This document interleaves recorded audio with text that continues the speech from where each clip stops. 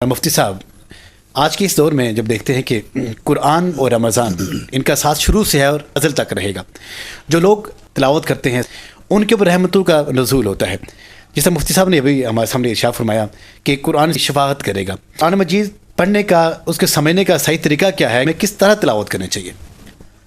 بسم اللہ الرحمن الرحیم، اللہم صلی علی محمد وعلی آل محمد وبارک وسلم۔ سب سے پہلے تو میں محترم پروفیسر اعجاز بشیر صاحب اور آپ کی پوری ٹیم کا شکر گزار ہوں کہ آپ نے اس اچھے موضوع پر ہمیں مدعو فرمایا اور اس پر گفتگو ہو رہی ہے۔ پہلے بھی آپ کے 10-11 روزے بہت اچھی گفتگو ہوئی اور اس کے بعد بھی ہوگی۔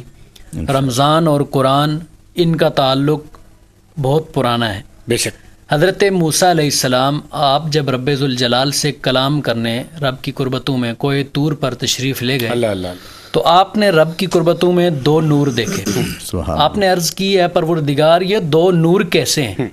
تو اللہ رب ذوالجلال نے فرمایا اے موسیٰ یہ 2 نور رمضان اور قرآن ہیں، یہ میں اپنے آخری نبی محمد مصطفیٰ کی امت کو عطا کروں گا۔ سبحان اللہ۔ تو آپ نے عرض کی پروردگار یہ نور مجھے عطا کر دے۔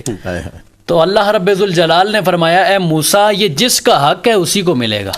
تو ہمیں بن مانگے قرآن بھی مل گیا اور رمضان بھی مل گیا۔ تو قرآن اور رمضان کا تعلق بہت بڑا ہے۔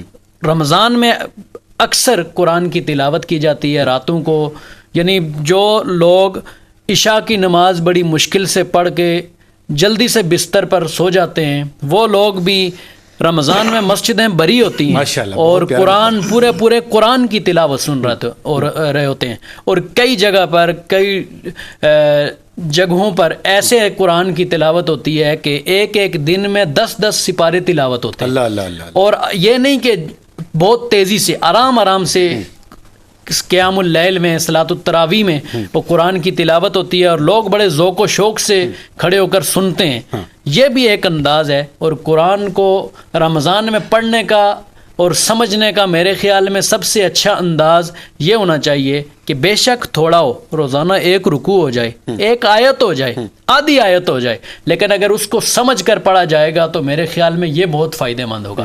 اگر پورا قرآن پڑھ لیا، دماغ میں کچھ نہ آیا، ذہن میں کوئی چیز نہ آئی، تو پھر اس کا میرے خیال میں فائدہ نہیں ہوگا۔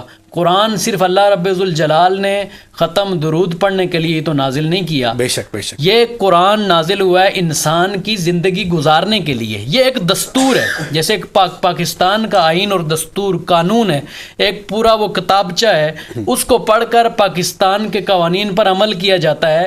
تو یہ مسلمان کی زندگی کا آئین اور دستور یہ قرآن حکیم ہے۔